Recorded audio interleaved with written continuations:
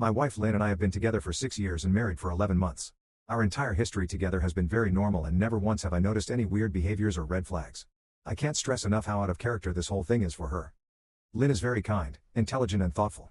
She's always been the no-nonsense type of person. Being childish, or trying to scare me is not something she'd normally do. She doesn't even like watching horror movies. When we first started dating she agreed to watch The Shining with me because she knew how much I loved horror. She was so scared that she didn't even make it through half of the movie before we had to turn it off. She isn't into anything creepy, and has never been into pranks. It's just not her cup of tea. And that's fine. But that's what was so strange about this. It's just so unlike her. I should also add that she never had any mental health issues, and as far as I'm aware it doesn't run in her family. I know some people are able to hide their mental health problems, but in the 6 years we've been together I think I'd have seen some sort of sign. 2 months ago, I was in the kitchen making myself some coffee before work. I was running a bit late that morning and knew I wouldn't be able to make it to Dunkin' Donuts for my usual morning fix. I took a sip of my coffee as I hurried down the hall towards the front door, when I happened to notice Lynn peeking at me from around the corner ahead of me. I could only see her eyes, and a strand of her long dark hair hanging against the wall. The rest of her body was concealed behind the corner. I nearly spilled my coffee when I saw her. I did burn the shit out of my lips. "Geez, Lynn," I said, wiping a few drops of coffee from my pants. "You scared the shit out of me."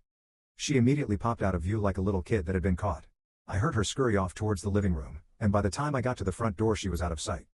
It was really weird, and just totally out of character for her like I said, but I also found it kind of funny that she was being more playful and a little less serious. I shouted that I loved her, and called her a weirdo. As I shut the door behind me I heard her laughing. Her behavior was a bit odd, but it certainly wasn't something to call a priest over. I forgot about it by lunch, and by the time I got home she was her normal self. I didn't bring it up and neither did she, and life went on. The next incident happened 3 days later.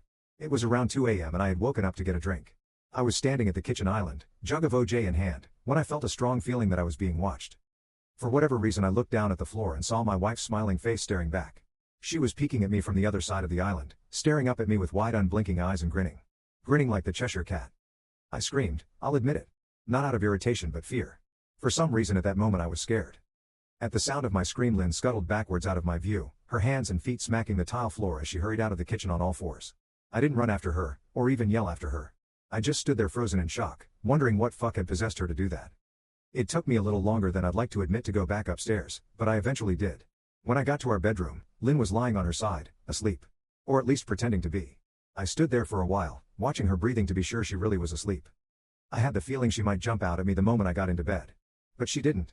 I climbed into bed and she didn't even move. Her breathing was soft and deep and I was starting to wonder if I'd dreamt the whole thing.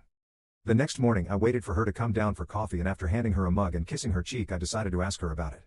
"What was that about last night?" I asked, keeping my tone light so I didn't offend or embarrass her. She frowned over her cup of coffee, shaking her head like she had no clue what I was referring to. "You were peeking at me again."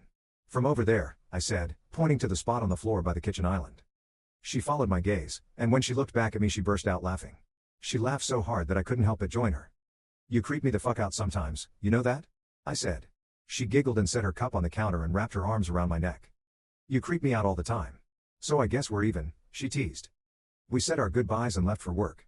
As I drove I kept thinking about how creepy it had been seeing her grinning at me from behind the island like that.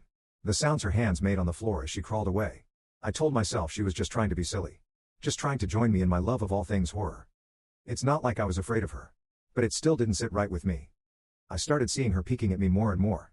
Sometimes she'd be peeking out from behind the couch or living room curtains. Once she even managed to get inside her grandmother's old trunk that sits at the foot of our bed. I might not have even known she was there at all had the trunk's old hinges not given her away. She'd had the lid propped up just enough so that only half of her face peeked through. She'd been grinning like an excited toddler. It was unnerving. I didn't even know what to say to her. All I could do was stare. When I finally found my voice, I asked her why on earth was she doing this. She didn't answer, but she had slowly closed the lid, shutting herself inside the trunk. I just walked away, feeling disturbed. I didn't understand why she was doing it, but it clearly made her happy. I just hoped she would tire of the game quickly. Lynn didn't peek at me for the next 2 weeks. I started to think she was done with her weird prank and I was relieved. We were watching a show on Netflix one night and I jokingly said that I hadn't seen her peeking at me lately, and that she must have given up on her spy game. She looked up at me with a small smile and said, "Maybe I've just gotten better at it." I didn't say anything, but I wondered whether or not she was joking. For the next few days I couldn't stop thinking about what she'd said. Was she still peeking at me when I wasn't looking and I just hadn't noticed? And if so, what the hell was she getting out of this? I started to feel paranoid, constantly checking whether she was watching from around the corner, or behind a door. I was jumpy whenever I was home and she wasn't in full view of me. I felt stupid and a little crazy. But after a few weeks without another incident, I began to relax. I stopped checking behind furniture and walls and told myself it was just a bad memory.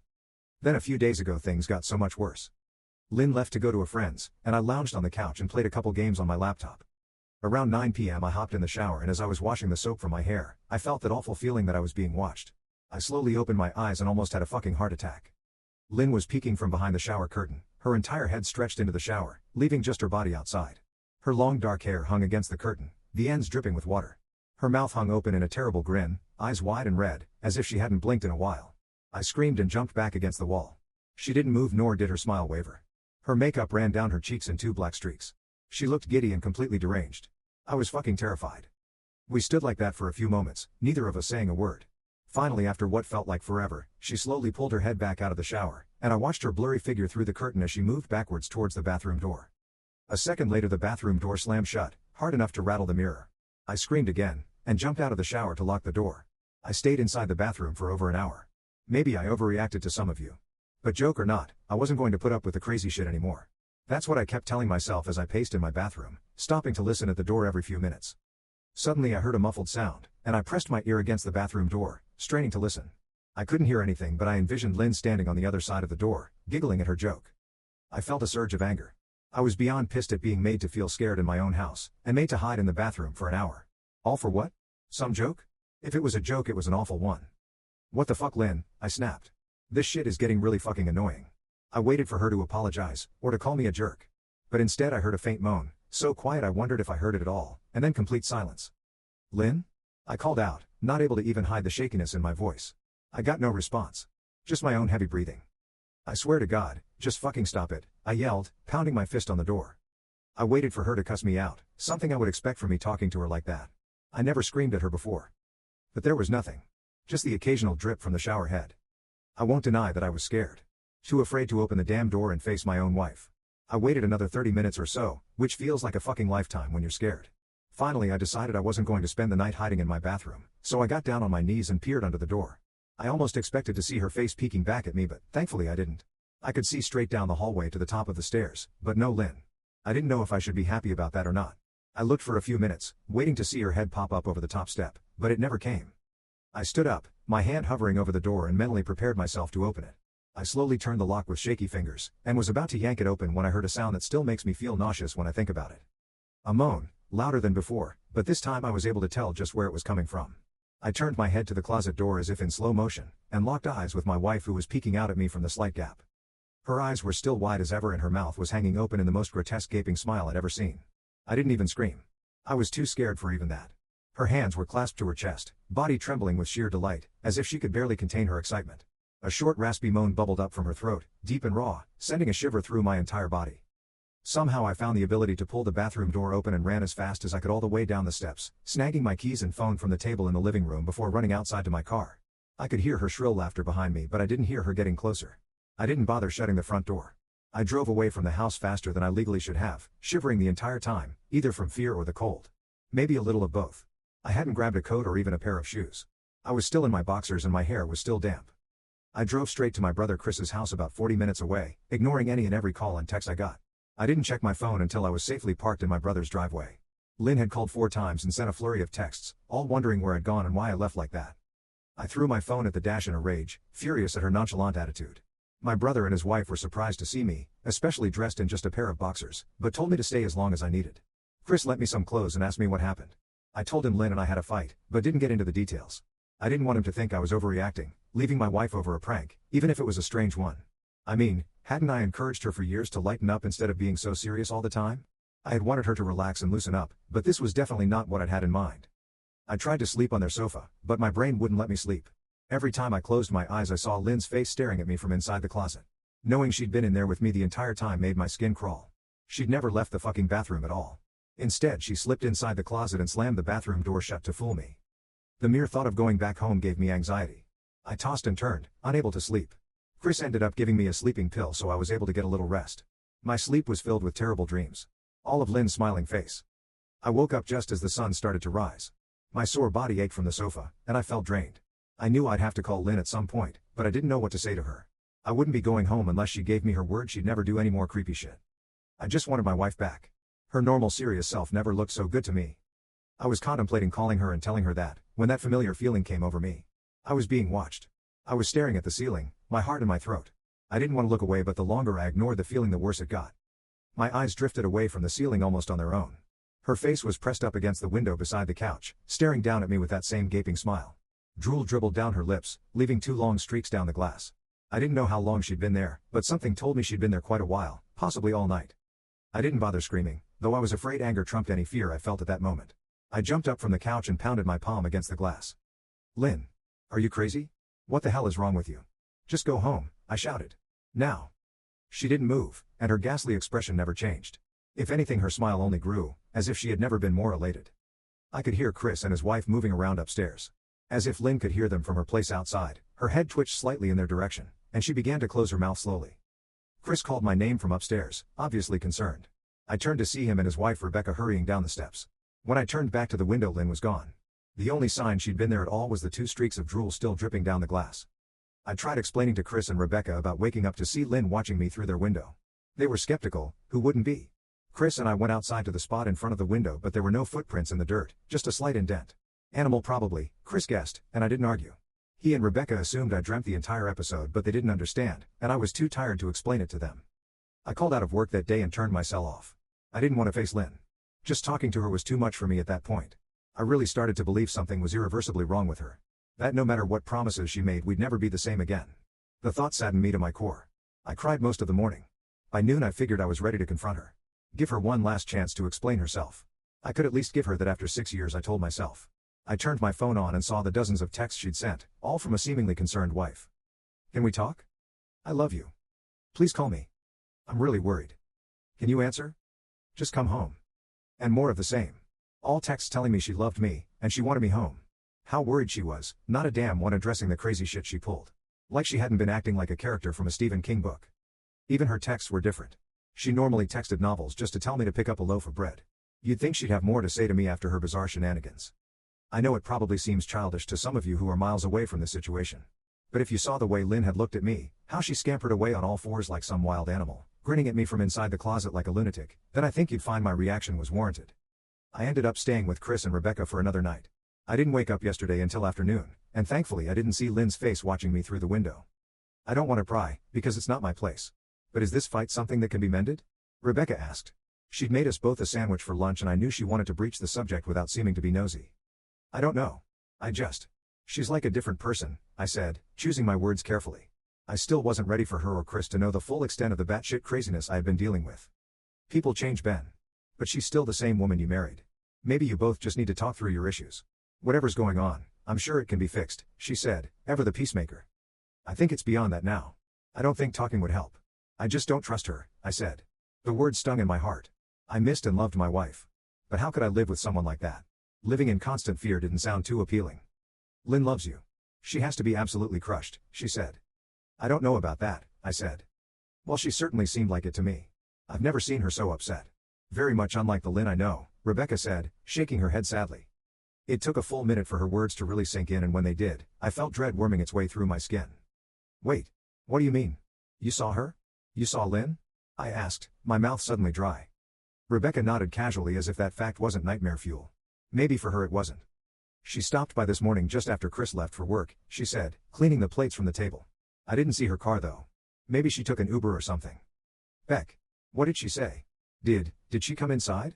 I asked, sweat starting to break out on my forehead. I began looking around, examining corners as though a predator lurked behind them. No. She just asked if you were awake yet, and I said that you weren't. I asked if she wanted me to wake you, but she said no. Just said to let you sleep, she said as she washed the dishes. That's all? She didn't say anything else? I asked. No. She looked awful though. Like she hadn't slept in days. I think you should call her. I got up from the table and thanked Rebecca for lunch. I felt a little bit better at the knowledge that at least she hadn't come inside. Still, I needed to double check that the doors were locked. I sat for a while trying to figure out what to do next. I didn't want to go home, but I felt that I owed it to Lynn to help her if I could. Hadn't I swore an oath to love and honor her through sickness and in health? Clearly she was very sick. If she was sick, which I truly believed she was, I had to try and get her the help she needed. But I didn't even know where to start. I didn't want to call the police, and besides, what the hell was I going to tell them? That my wife was peeking at me? That she was being creepy? As bizarre as she'd been, she still hadn't committed any crime. Not yet anyway. The police would have probably said that I was overreacting. But this wasn't some prank. It felt wrong. Dangerous even. Like something sinister lurked beneath her smile. I knew as her husband I was well within my rights to have her committed, but what if she simply acted normal in their presence? She'd obviously been able to fool Rebecca into thinking she was just a concerned wife. As long as the doctors didn't find her a danger to herself or others, they'd have no choice but to release her after 72 hours. I felt lost and overwhelmed. So I did what any husband in my position would do. I called her mother. I didn't want to, believe me. Her mother, Mary Ann, and I were never on the best of terms. We'd never fought or anything like that. She just wasn't a very warm person, and wasn't really easy to get along with. She hardly ever smiled, and when she did, only her lips would move into a thin-lipped smile, leaving her eyes as blank as before. She gave off this aura that felt like she was permanently on the offensive. I'd only met her twice, and both times were for such short visits. I got the impression she didn't approve of me for her daughter. Lynn always ushered us out quickly, as she didn't want me to feel uncomfortable, which I was grateful for. Being in her mother's company felt almost unbearable. Like walking on glass. I was glad when we moved 3 states away so we didn't have to see her often. I was happy to avoid the woman, but I needed her help. I really didn't want to talk to her at all, but I had to talk to someone, and someone who knew Lynn better than I did. So I grit my teeth and did what I had to. Yes? She answered, already sounding irritated. Mary Ann, it's me, Ben. Do you have a minute to talk? I asked. I could hear her cluck her tongue in irritation. I'm in the middle of writing some checks, but if you insist, I suppose I can spare a moment. What is it that you want to discuss, Benjamin? She said, coolly. It's about Lynn. She's been acting strangely, and I was wondering if you had any idea whether there was something. I was quickly interrupted. It's a bit difficult to follow your rambling, Benjamin. What is that you want from me? She asked.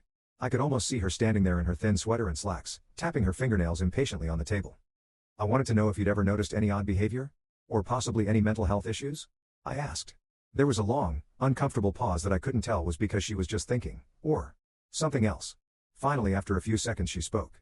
I'm not sure if this is one of your jokes, Benjamin, but if so, I don't find the humor in it. Now I do have business to attend to, as I've said, so if you don't mind, she said, but I cut her off before she could get rid of me. Mary Ann, it's not a joke. I'm sincerely concerned about Lynn's mental health. Her behavior has been very erratic lately. I'm very worried about her, and I figured as her mother you would be as well, I said, my frustration evident in my voice. If you're truly concerned, then I suggest you get the health professionals involved. I don't know what you expect of me, she snapped. I could tell she was seconds away from hanging up, and for some reason I was desperate not to let her. I had the feeling that she knew a lot more than she was letting on. Please.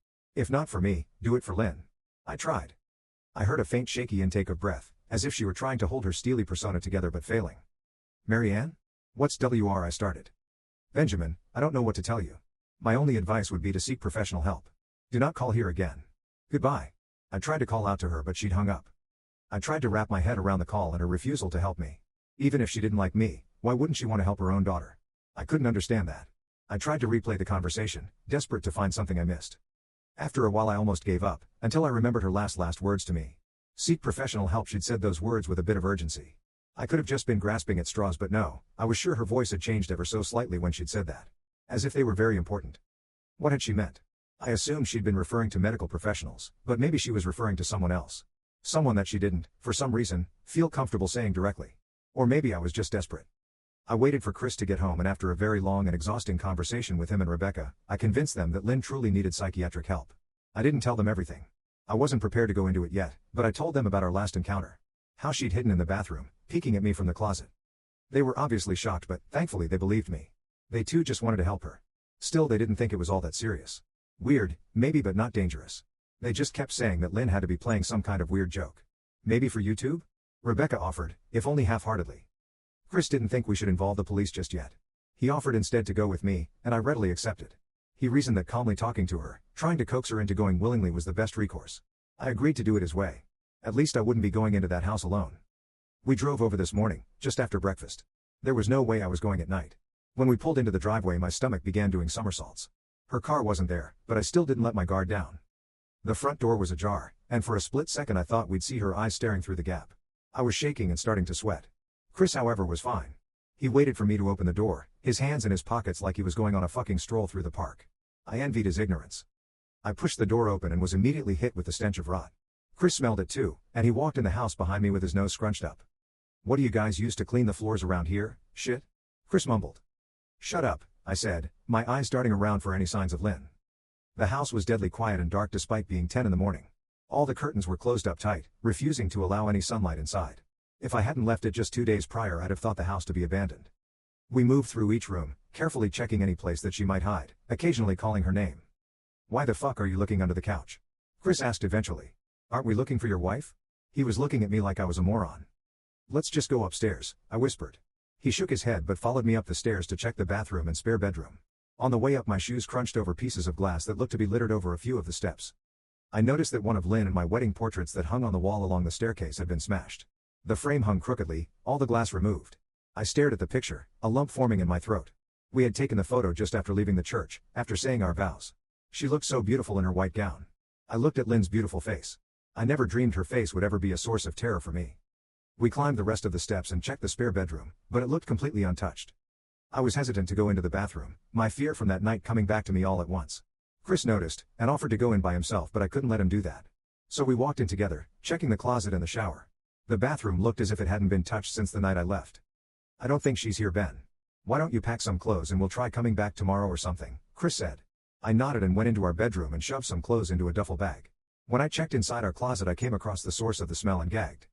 Chris took one look and lost all color in his face. He had to go stand by the stairs to get away from the sight and smell. I gazed down in shock at what lay inside my bedroom closet.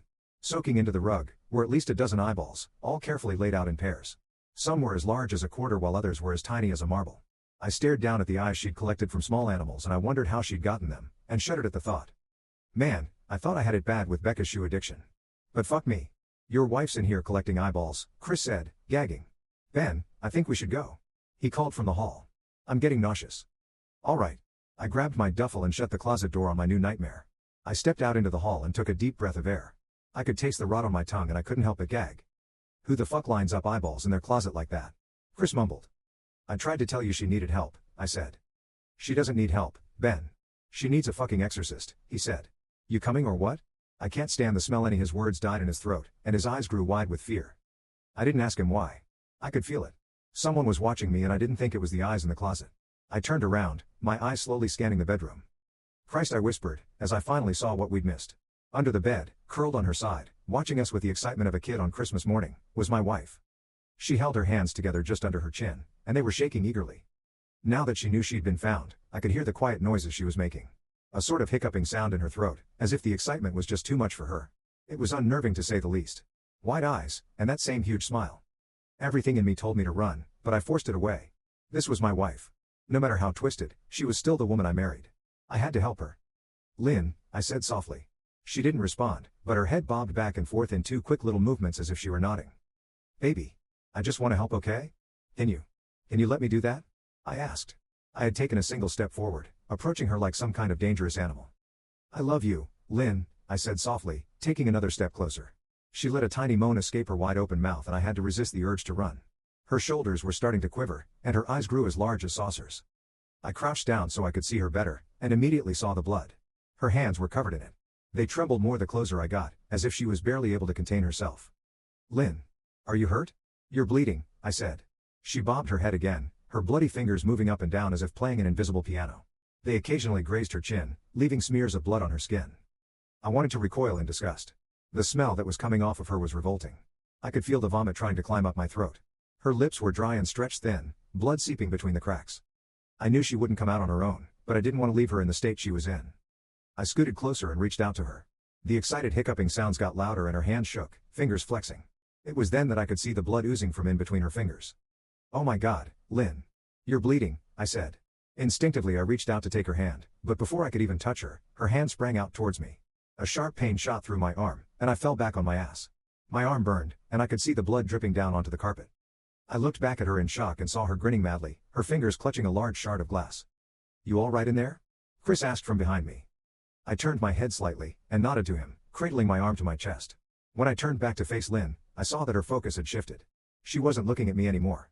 And she wasn't smiling anymore either. She was staring past me, her eyes glaring at Chris the way a hungry lion might stare at an antelope. Her mouth was still hanging open, but it was twisted into a snarl. I got to my feet, and began walking backwards down the hall, afraid to take my eyes off her. Are you bleeding? Chris asked. The moment the words left his mouth, Lynn started fast scooting out from under the bed, the glass shard still in her fist. Chris.